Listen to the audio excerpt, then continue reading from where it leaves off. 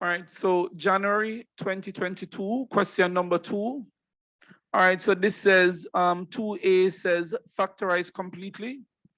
I always tell students the first step in any factorization is to see if there is a common factor. All right, so there are two terms in this expression, 3n squared plus 15np. Now, 3 can go into both 3 and 15, so there is a common factor. There is a number that can go into both expression. Once there is a common factor, I'm going to put the highest common factor outside of a pair of curved brackets. So I'm going to put this equal to 3. 3 is the HCF of 3 and 15. All right. And then now, looking at the letters, I noticed that n is common. So the HCF of n and n squared is n. So once a letter is common, so n is common, n is in the two terms, so n is common. Once a letter is common, the HCF is the common letter with the lowest power. So we have n to the 1 and we have n squared. The HCF is n to the 1. P is not common. So P is not a part of the HCF. Then I'm going to divide. Now 3n into 3n squared is n plus 3n into 15pn, sorry, 3n into 15np is 5p. All right, this cannot be further factorized, so that is the answer. B says the diagram below shows a quadrilateral with the lengths of its sides written in terms of x. Write an expression in x for the perimeter of the quadrilateral. Express your answer in its simplest form.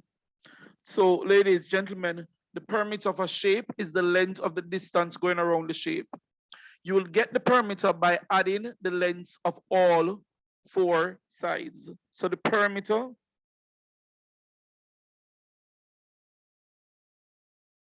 would be equal to, let's start at this side, 2x minus 1, that's the length of one side, plus 15 minus 2x, that's the length of another, plus 3x minus 7, lastly, plus 2x plus 5.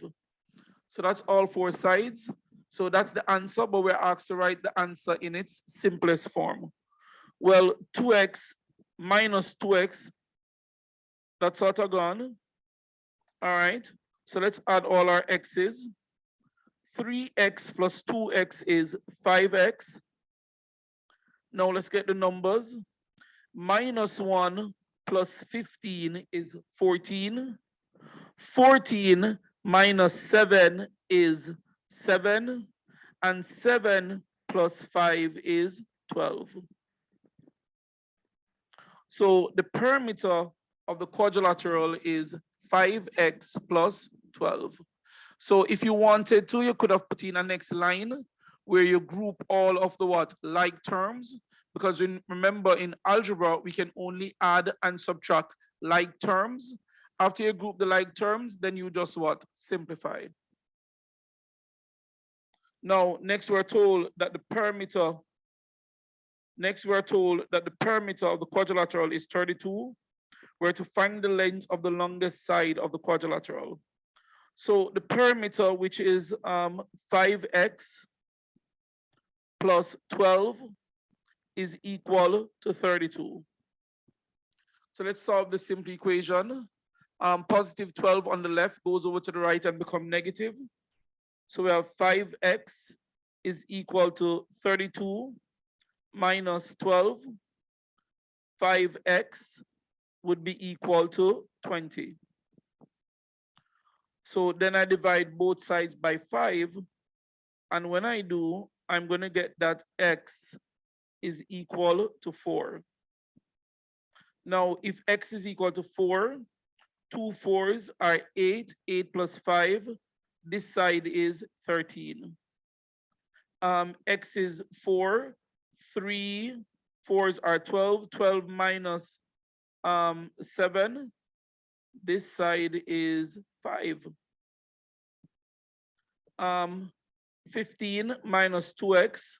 X is 4. 2 times x is 2 times x is 8. 15 minus 8. This side is 7. All right.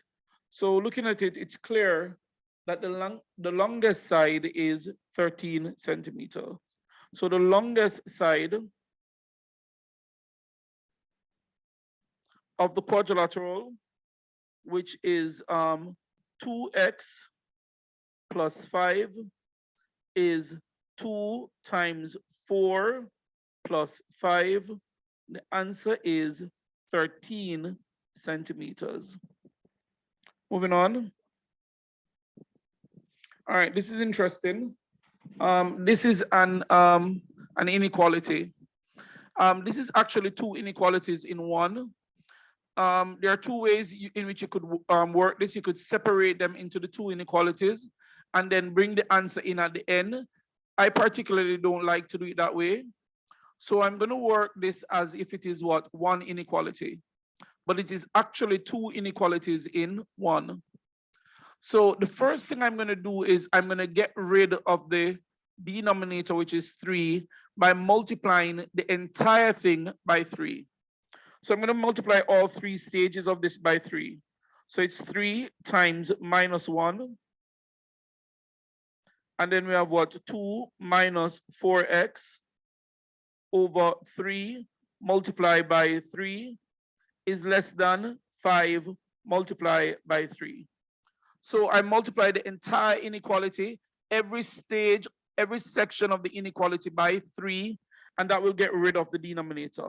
3 cancel 3, that gone.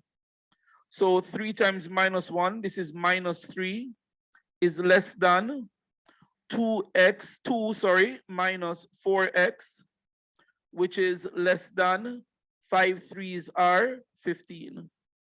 All right. Now, when I'm finished, I must have x alone in the middle. Now, the next thing I'm going to do is I'm going to take 2 to the other side. If I wanted to, I could say I'm going to add subtract 2 from every section. I could say that. Or I could say I'm taking 2 to the other side.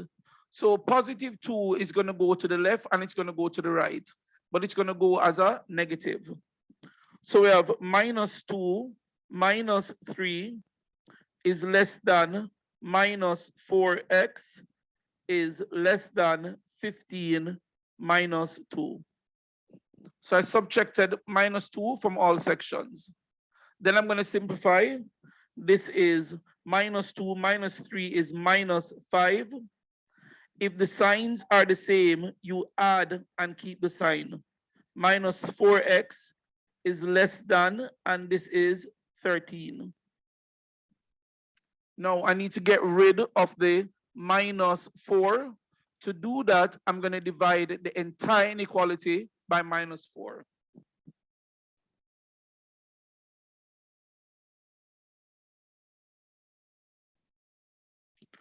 All right, here's the little trick. Now, if you divide an inequality by a negative number, you must change the inequality sign. That's a little trick to it. If you divide an inequality by a negative number, you must change the inequality sign. So this is going to change, and this is going to be minus 13 over 4. This is also going to change, and this is a negative divided by a negative is a positive 5 over 4. So my answer is x is greater than minus 13 over 4, while at the same time x is less than 5 over 4.